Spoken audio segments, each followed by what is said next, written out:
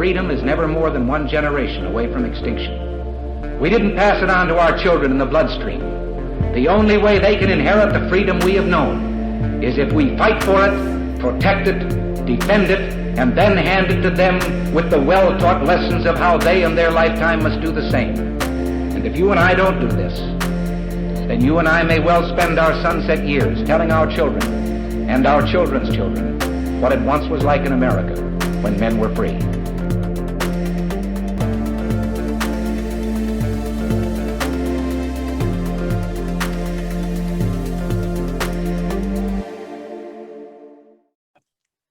Hey everybody, welcome to episode number 257 of Gun Freedom Radio, where we engage, we educate, and we inform.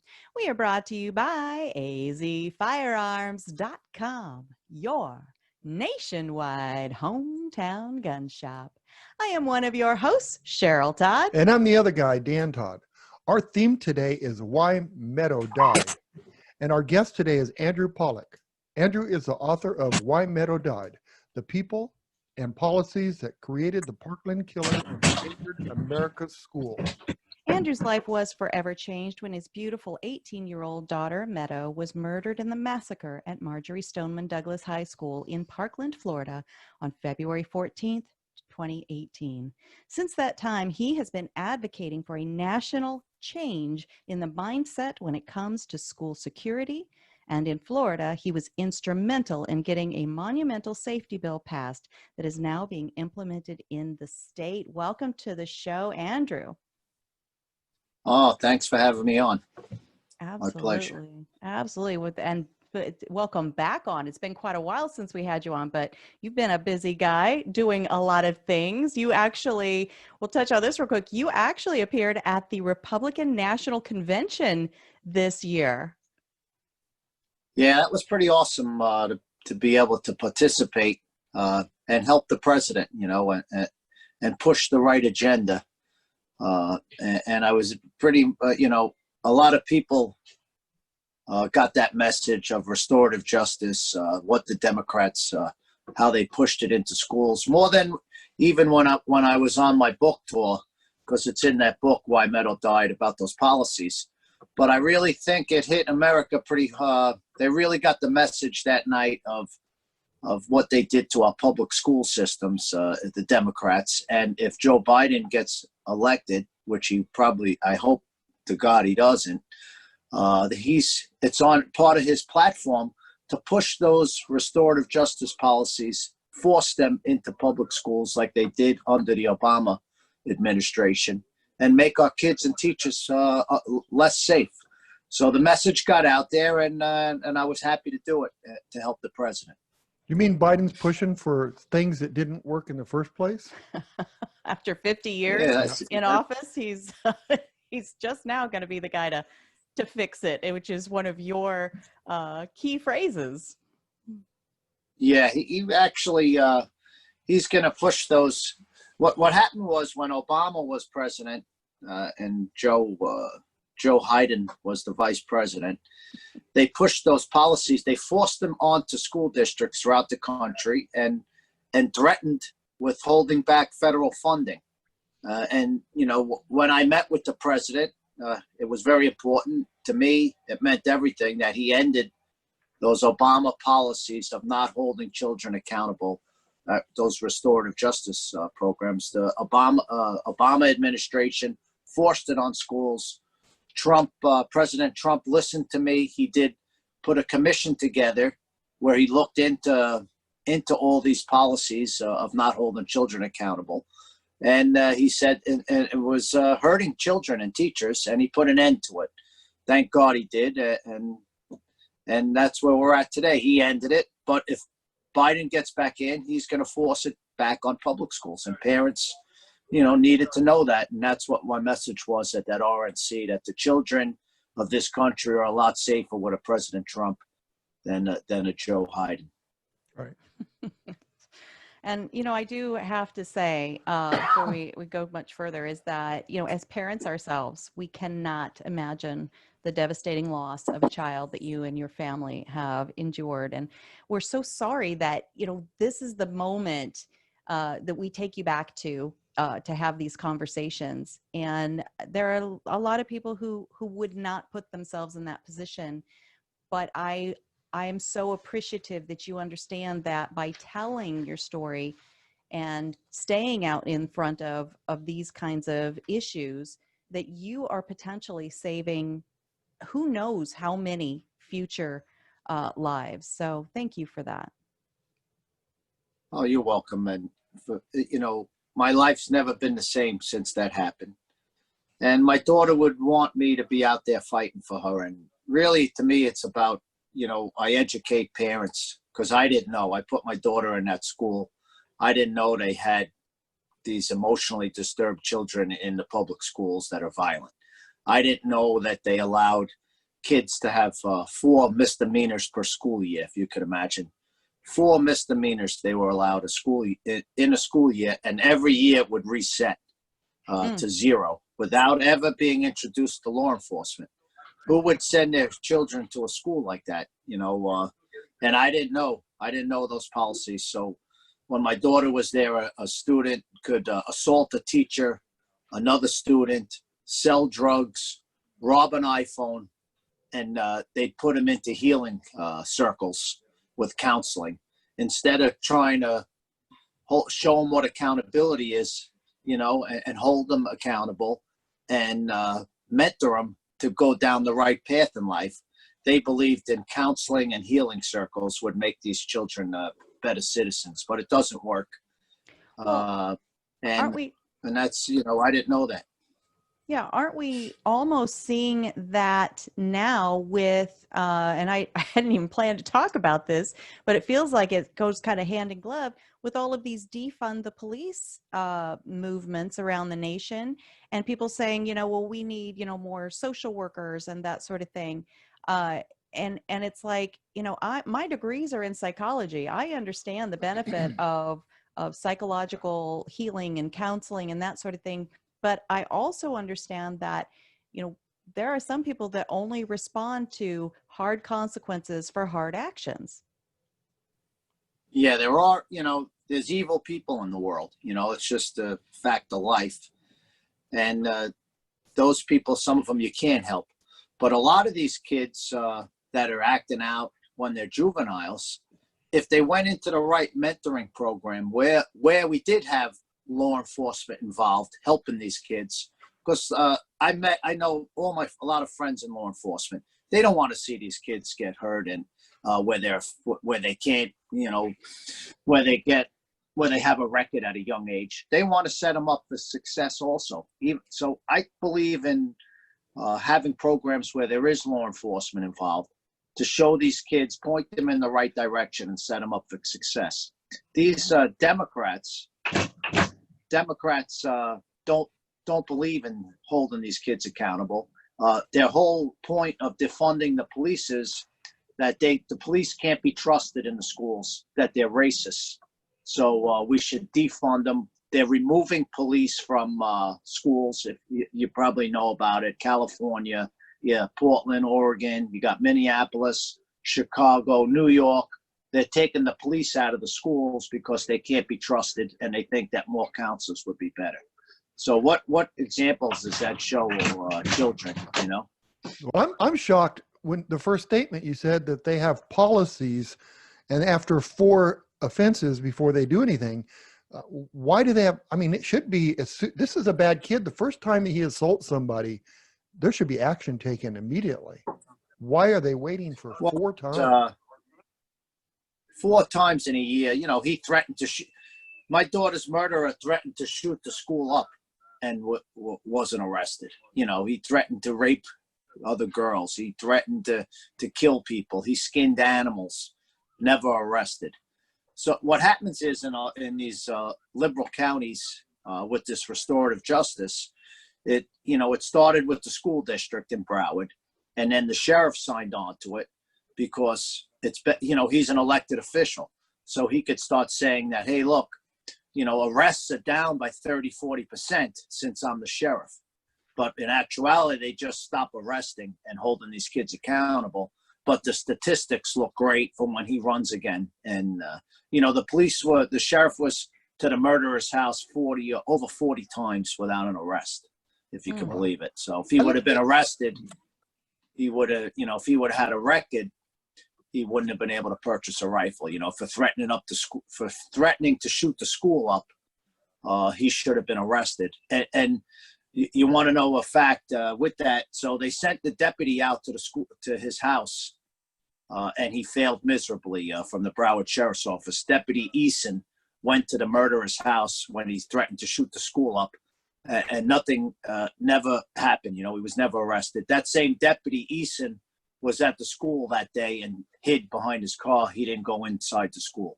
So he didn't arrest him for threatening to shoot the school up, and then he don't go into school when the kids are getting shot. Andrew, it looks to me like the way the we'll call them Democrats, are causing all these things to happen is they're almost wanting things to happen because they're not trying to prevent this stuff. You say they get 4 times they can assault at the school, but yet they're going to law-abiding gun people and saying, if you say one thing bad, we're going to do the red flag law and take your guns away. But yet a kid at school that threatens 4 times, they're letting them go. Yeah, nothing happened to him, juvenile. It's crazy. But, you can't, yeah. He was able to purchase the rifle legally. They don't look into that, the Democrats. They just say, a lot of that got, a lot of the noise in Broward after the shooting was for gun control. And, I didn't go that path. I wanted to know the facts. And I'll be honest, if I would have came out and found out the facts that it would have been gun control, I'd be here talking to you about it. But that had nothing to do with it. People failed my daughter. It wasn't the gun laws. It was people. And he should have been arrested multiple times. The gun laws are in place. You need to enforce them. We have enough laws. We don't need any more. We don't need new laws. The kid realized that by making threats that he could continue doing it. He wasn't learning a lesson. If they would have went hard at him the first time he made a threat, he could have changed his path. Yeah. But he had no consequences. Yeah. He had no consequences. Most kids, this kid was just an evil from birth. He was evil, but most kids in general, if you give them if they learn their lesson young, you set them up for success. Right. Yeah. And but they don't go that path. I don't know, but parents need to know better. You know what I mean? Forget dealing with the school districts, the school boards. I put it on the parents, parents, you need to, before you're a Republican or a Democrat, you're a parent.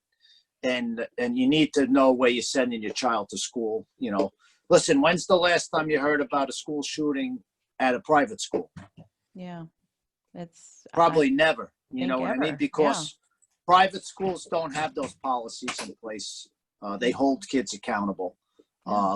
Private schools don't take emotionally disturbed, violent children and label them special needs. That's a big issue too with the public schools.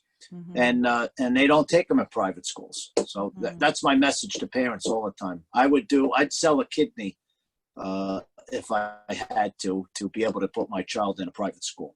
Because, I hear you. These private schools are run by the public schools are run, most of them, by these liberal loons. That's the only word I could think of when you think about them, when the way they run them and the policies, and the things they're teaching now, it's just insane. Parents, I urge you got to watch if the kids are online at these public schools. Take a look at what they're trying to teach them, and you got to monitor it.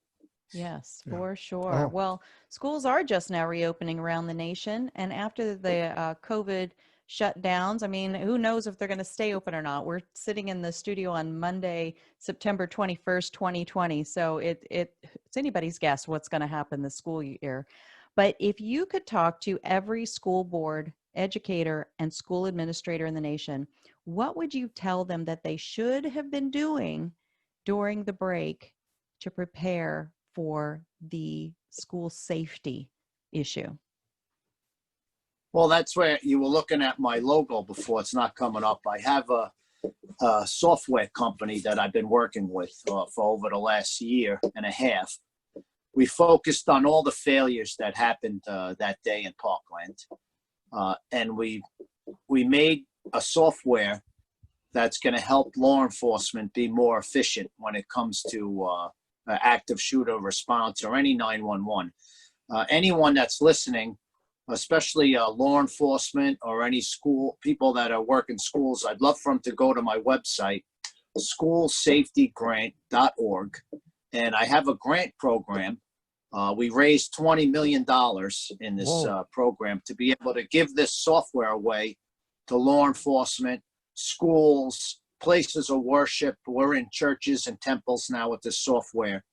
In a nutshell, I'll give it to you pretty quick. It gives our software will connect law enforcement to any mass gathering place that has cameras within 5 seconds. So if you're at church and something happens, you'll be able to hit an app on your iPhone or call 911.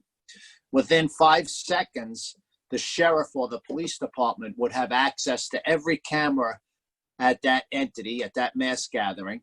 And in their real-time crime center, they could see exactly what's going on at the church or any facility.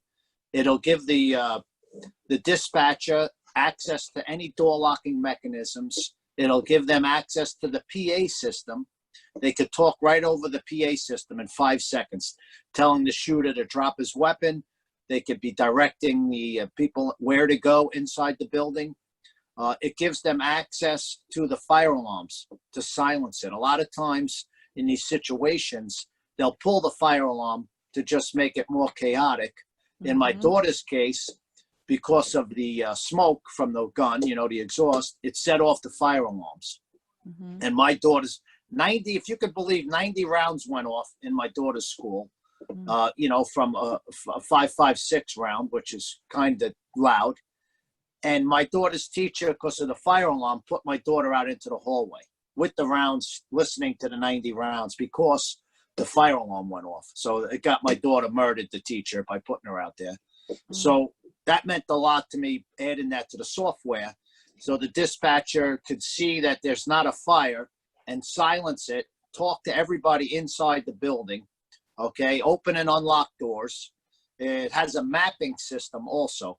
So say you're in a lot of times a dispatcher's looking at a monitor and there could be 30 cameras in the building.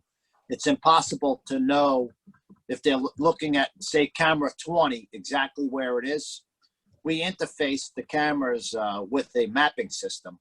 So she'd be able to direct the first responders to that exact location where something's going on.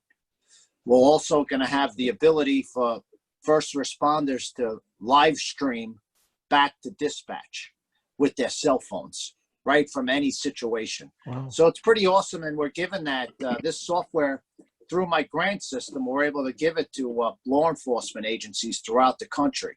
So I'm here to support law enforcement. Schoolsafetygrant.org. Just go on it. It's a simple 2-page grant, and I'd be happy to demo it.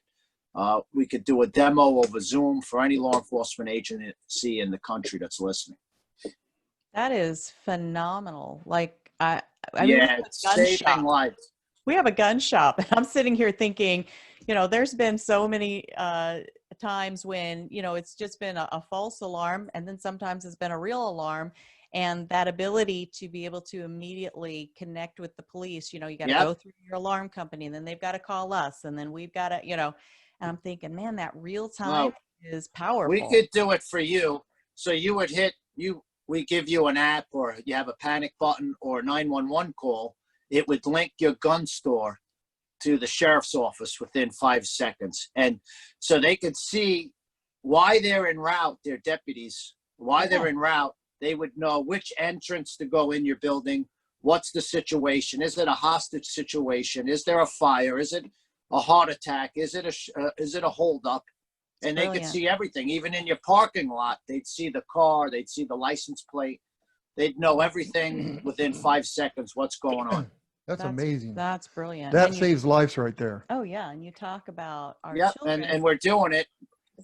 and I'm pretty proud to be a part of it. It's given me something, to help law enforcement with, and give them these tools to better equip them on response, because, people say seconds save lives, and it's true, but we've done a lot of demos with this software, and it'll shave minutes off response time for law enforcement. Right. So it's really cool, and just to see it, and I've seen it over the last year now. We've been implementing it, and to see the first, like the chief of police or a sheriff see it, or the head of the Florida Department of Law Enforcement to see this software in place, it's just remarkable, because the jaws drop and say this is life changing. It's the future of 911.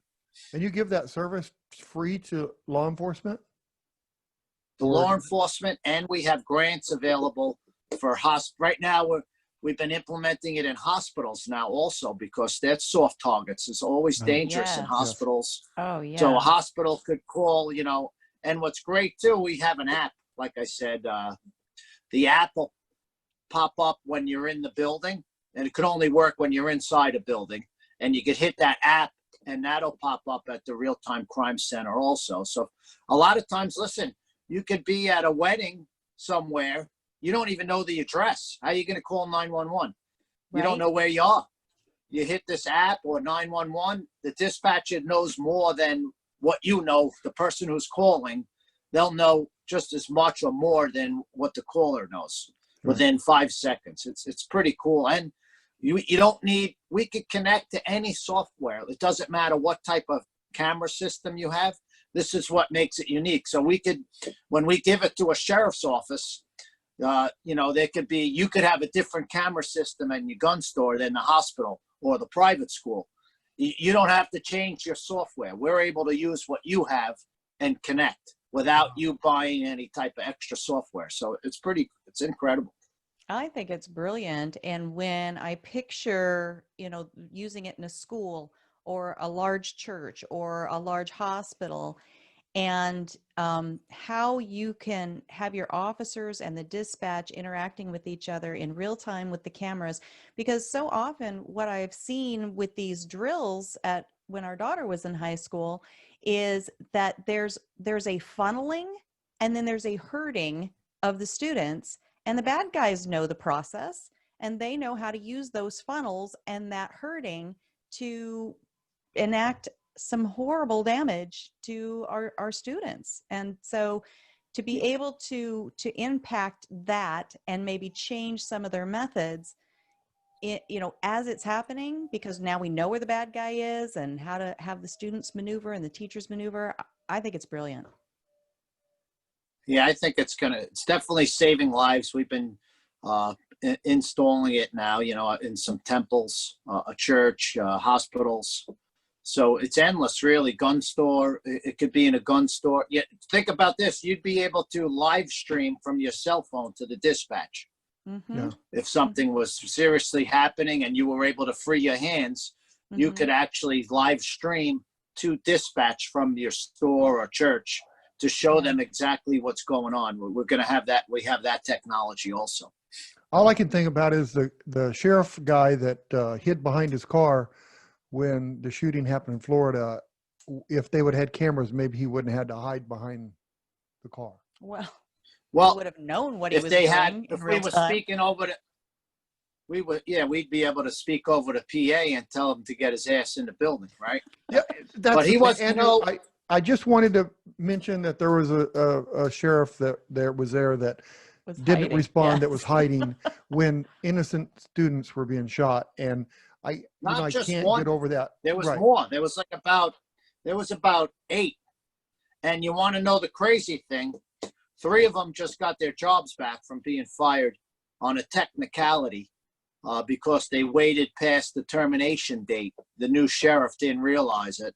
And 3 of them now they're gonna get their jobs back with 2 years back pay, overtime, and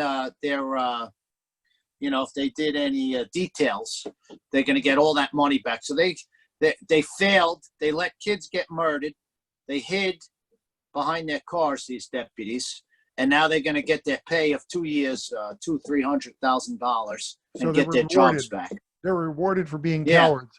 That's part of the problem. And you know what's you know what ticks me off too, because it's Broward's a cesspool of Democrats. I got at it. I don't live in that county anymore. There's not one official in Broward that'll say, that because there's a bunch of town, there's different cities in Broward County, and there's different mayors and there's people that run the counties. What if I was a mayor there? I'd say, hey, look, I don't want that deputy in my town. You know what I mean? I don't want him.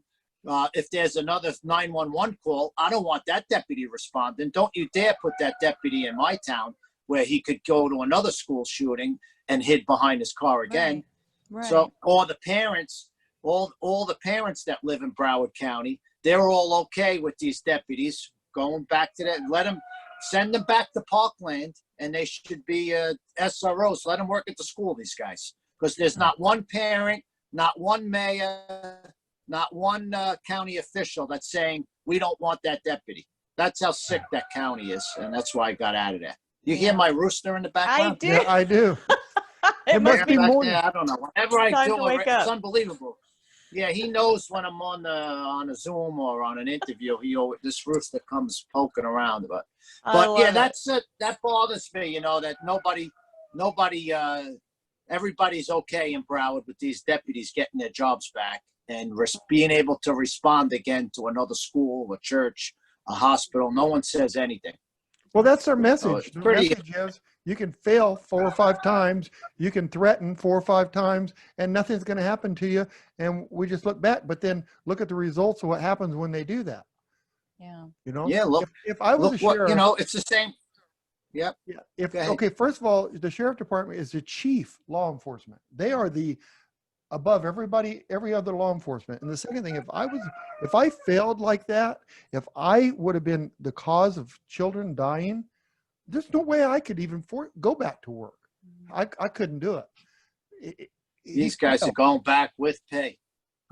It's terrible. Well, It's we terrible. were talking earlier. Go ahead.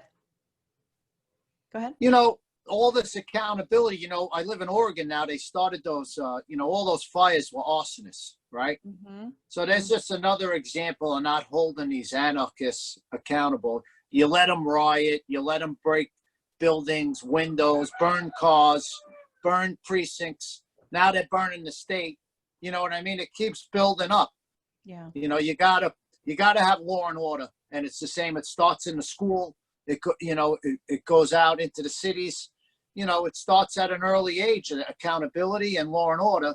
And this is the results of it. You have more shootings. You have kids lighting fires now, burning down the whole state. And this is what happens when you let these people go, have no law and order. Andrew, you said it right, but it starts, like you said earlier, it starts with the family. Because if kids learn accountability, then they'll teach accountability, right? If they're not, Exactly. if they don't have accountability all their life, then they're going to look at this as, hey, that's the way it is. Mm-hmm. But if they're taught accountability at an early age, then they're going to later become congressmen or congresswomen, and they're going to say, no, accountability, that's what you have to live by.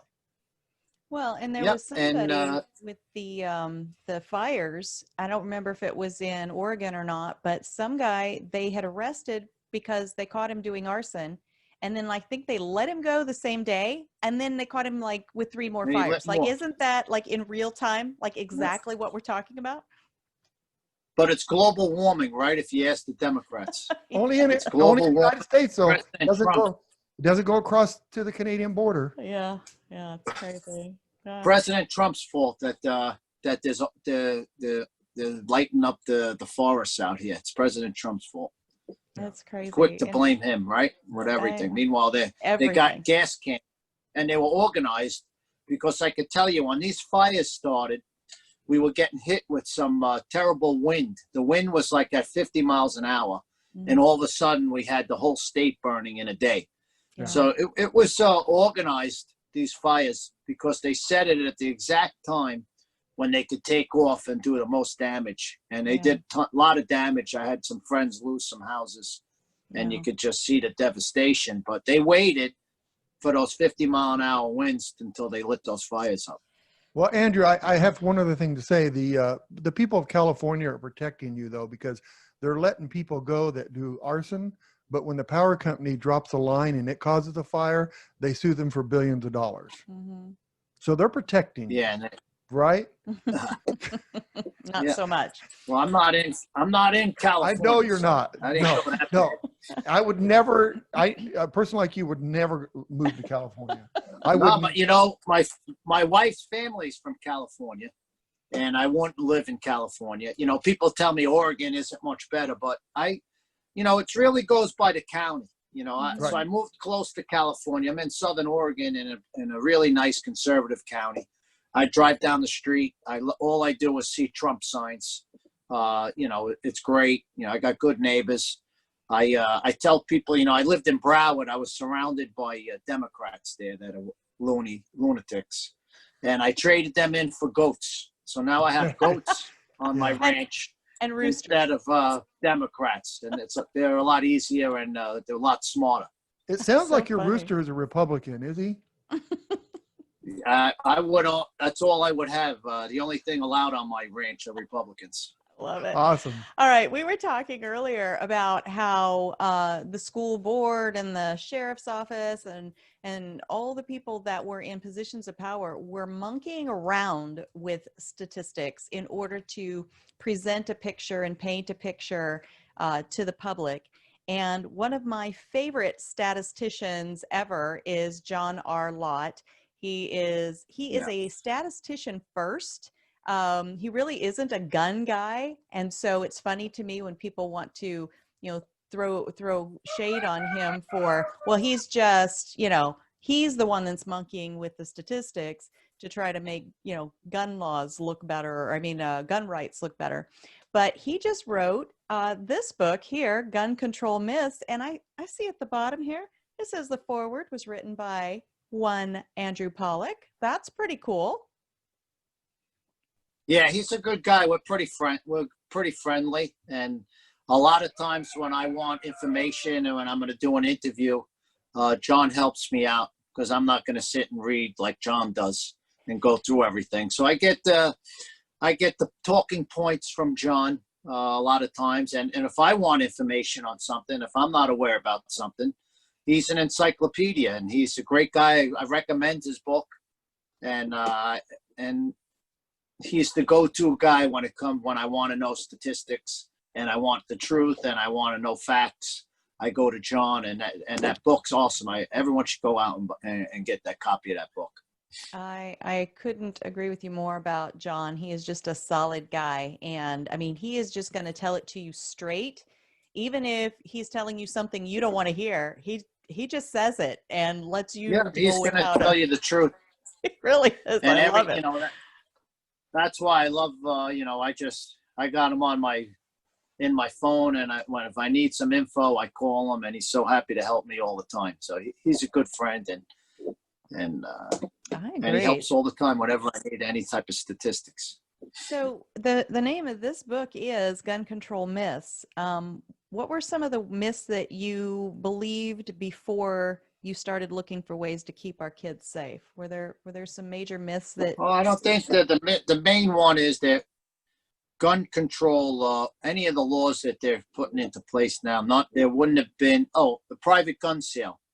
Mm-hmm. It wouldn't have made a difference in one mass shooting in this century. Mm-hmm. There hasn't been a private gun sale used in a mass shooting this century. And because, the Democrats are always pushing for those private sales. Mm-hmm. But it wouldn't have made a difference. Even if they banned them, it wouldn't have made a difference in one mass shooting in this century. Mm-hmm. And that one I got from John, and that's in there in his book. And we always, that's what they push all the time, and they want to push background checks. I haven't bought a gun ever without getting a background check, unless it's from a friend of mine, But, there are backgrounds, the laws are in place, and they just need to be enforced. We don't need new laws. Well, that's the whole problem. The Democrats, they keep adding more law, but then they turn around and they let you go. They don't do anything to you. Yeah. If a customer comes into our store, go ahead. I was in Oregon, and the process to get my concealed carry was pretty easy. I took the class, I took the class, and then I filled out the form for the sheriff. So I was in the sheriff's office, and they're looking at my application because I was from out of state, and they're looking at all the boxes. And then they go to me, they said, "Hey, Mr. Pollack, is there any, you have any history of any mental illness in your family?" And then I had to think. And then I go, my brother is a Democrat. Ooh, that was good. That's good. You like that one? Yeah, I got that from my buddy, Steve. That's a good one. There's another one. They go, when Dorothy goes to the Scarecrow. How is it? You have no brain and you could still talk and think. He goes, "Well, I am a Democrat." That's another one from my buddy Steve.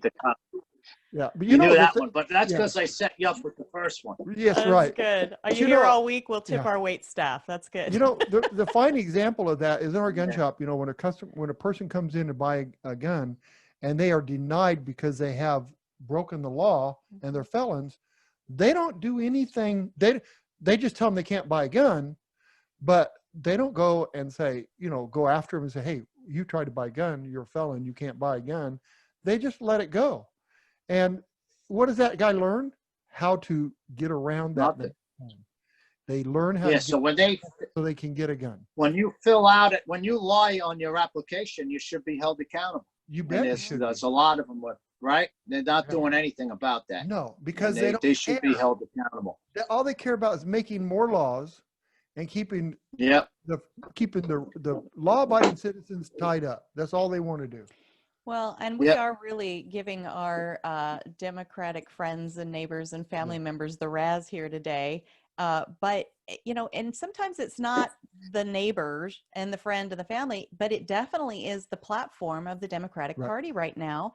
And as a matter of fact, in the House and the Senate, both, there are bills that have been sponsored and co-sponsored by many, many names that are just waiting for an opportunity, waiting for another big, horrible murder, or waiting for the end of the election to get them through. One is HR 5717. The other is in the House. It is the Senate S254.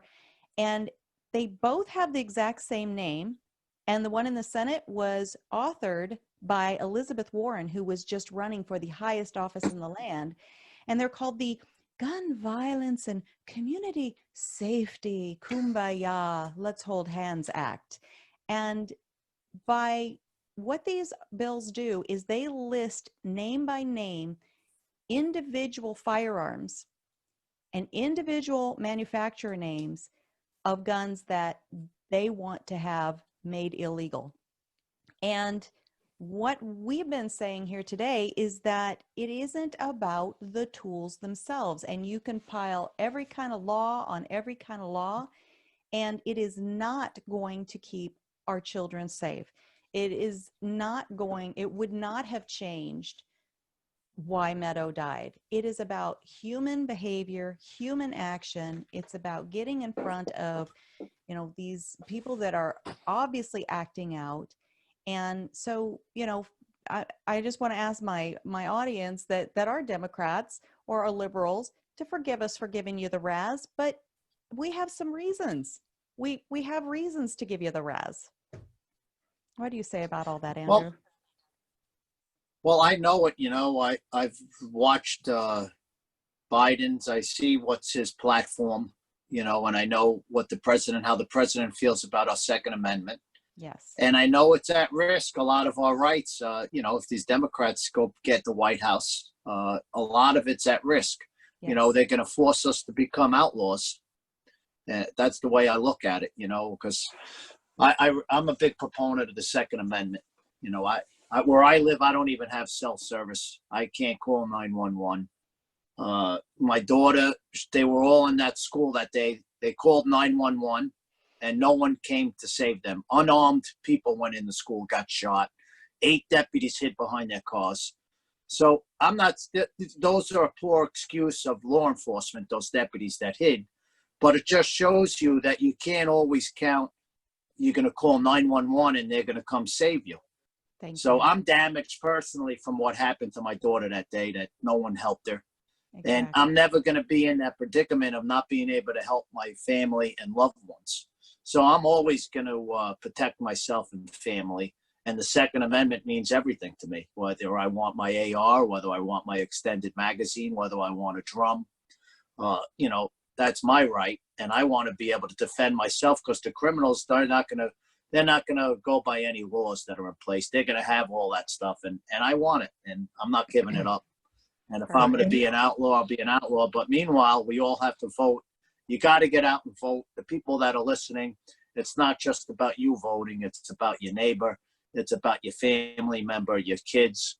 Everyone you know has got to go out and vote, and vote for President Trump, who's a big defender of the Second Amendment.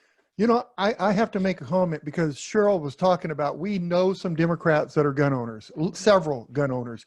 And I think it's time to say to, like, the Liberal Gun Owners Association, whatever that's called, and the other gun owning Democrats out there, if you are a Democrat and you love guns, you have got to change the way you vote, because they're telling you right now on TV, if they get elected, they're going to change the way your gun ownership is. They're going to change it. Exactly. They're going to go, you know, they want to ban semi-automatic rifles. Right. You know, that's what it boils down to. There's no such thing. We all know that to anyone that has firearms, there's no such thing as an assault rifle.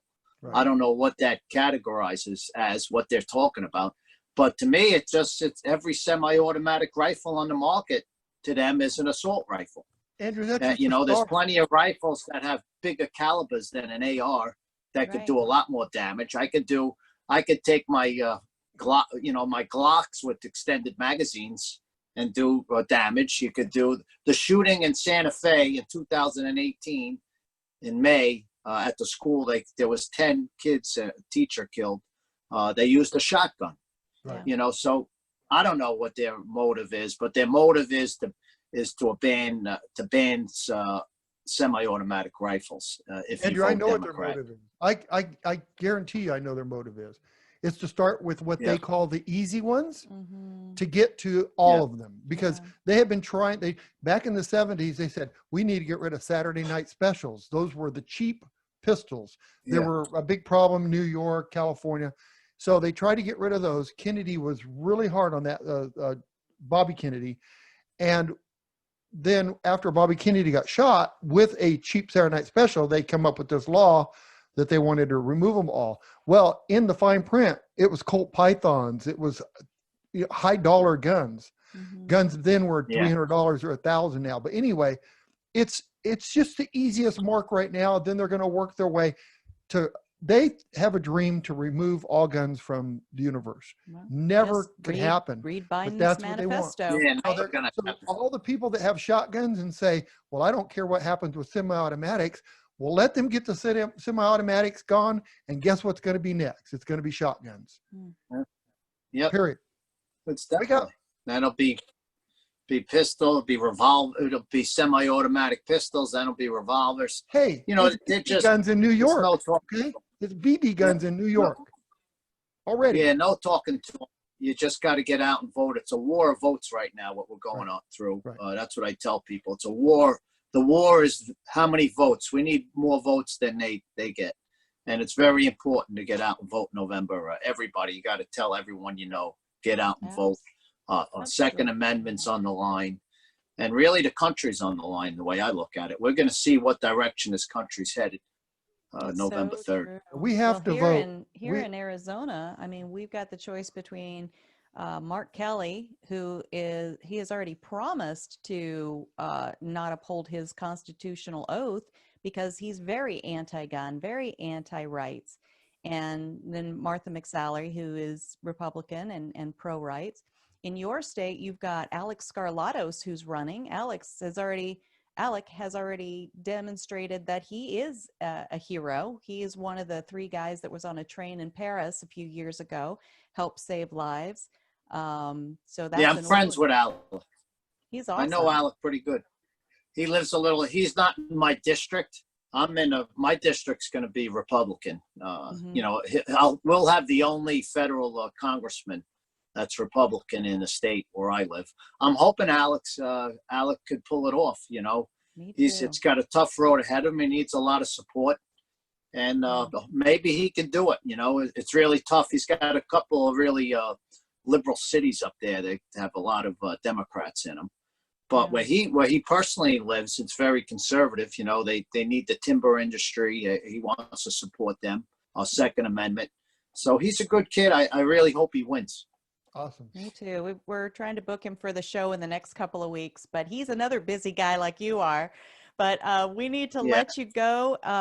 Andrew Pollack, thank you so much for all that you are doing to help save the lives of all of our future children, all of our future students, with the work that you're doing with the school safety grant, with the wisdom that you've put in your book, Why Meadow Died. I encourage everybody to pick up a copy. Don't just pick it up, but read it, right? And act on some of the things that you see in there. And just as we go out, Andrew, please tell folks how they can follow you and get a hold of a copy of your book. Sure, they could. The best is to follow me on my Twitter, Andrew Pollack FL, or on Facebook, Andrew Pollack Parkland Parent. You could get a copy of my book on Amazon, Why Meadow Died. And if you own any type of business or in law enforcement or a private school or a gun owner, a gun shop, a church, go onto my website, schoolsafetygrant.org. Look at it, check it out, and see if you want to fill out my grant. I'd be happy to come and help you make your place a lot safer, or your community. Andrew, thank you very much. I know that this is awesome. Thank you. Yeah, thank you so much. We will You're talk to welcome. you soon, sir. Thank you. Bye-bye. All right, bye-bye.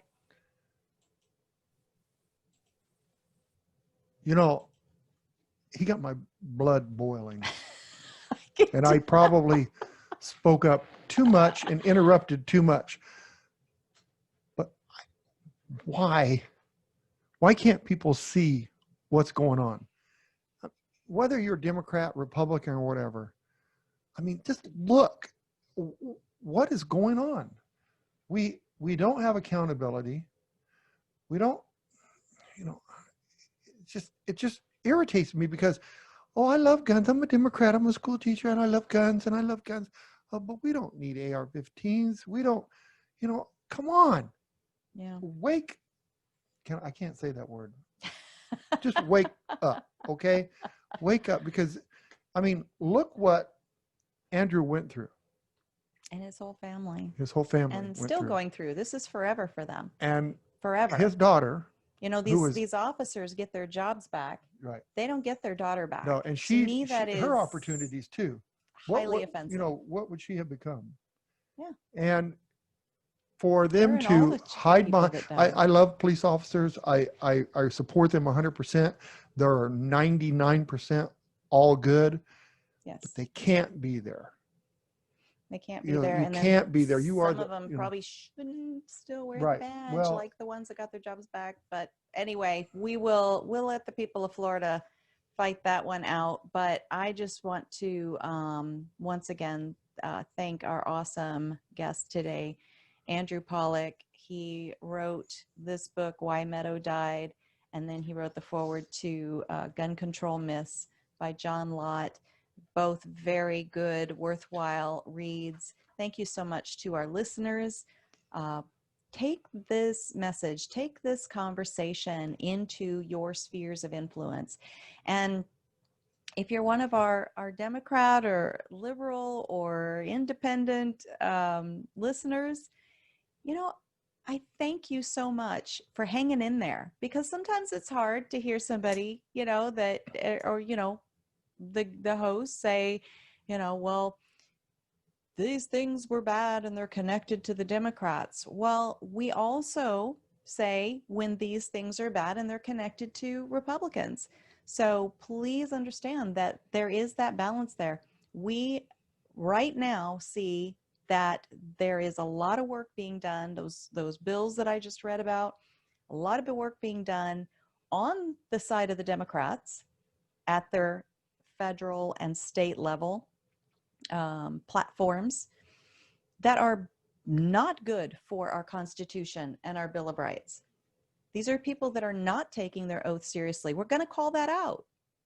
And well, I have a message to the Democrats too. I know it's uncomfortable to hear. I have the thank message. you for hanging in there with I have us. a message to the Democrats and to anyone that's anti-gun or anti-constitutionist. Okay, and my message is: prove me wrong. Call me, text us, do whatever. Get on the show. Tell me why we're wrong, because my ears are open. And I only see what I can see right now from my experiences in my life. Yeah. So prove me wrong. Show me the way. And that's the thing is, if you're arguing with us in your brain right now, that's awesome. That means you're engaged.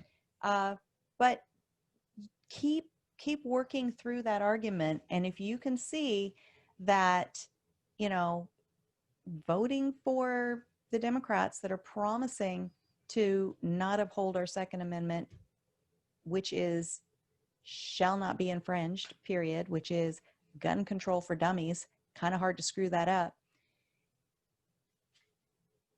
I don't know. I don't know where I was going with that. Well, I sentence, do. I saw a meme today. It said the Constitution protects cell phones, texting, and emails, but it doesn't protect any gun rights except muskets. Yeah. So think about that. Works. All right. And there are Republicans that aren't upholding their you know who you are. Constitutional oath as well, as it pertains to the Second Amendment. And you are on our radar for sure. And we are not going to support you with our votes. And we are going to call you out when we get an opportunity, because we hire you with our votes in order to represent us by supporting, protecting, and defending our Constitution. That's what we are hiring you to do. Any government official out there that supports the people, that works for the people, the Constitution is in your pay grade. Okay? Just keep Bill that Murphy, in mind. we're looking at you in New Jersey. We got to get out of here. Yes. All right. Hey, until next time. Let's pray for our nation. Yes. Let's especially pray that we'll get out there and vote. Everybody get out there and vote. No dead people, though. We don't want dead people voting. If you're alive and you're a U.S. citizen, vote. Okay. I pray for that. Good. And I pray for our nation. Thank you. Pray for our representatives, the people in positions pray of for them. responsibility, our leaders, whatever acronym or whatever pray for them. word you Just want to do it. use Just there. pray for everyone. Even the ones you don't like, Dan? I said everyone. Especially the ones you don't like. Have a great week. Be good to each other. And God bless. Bye-bye.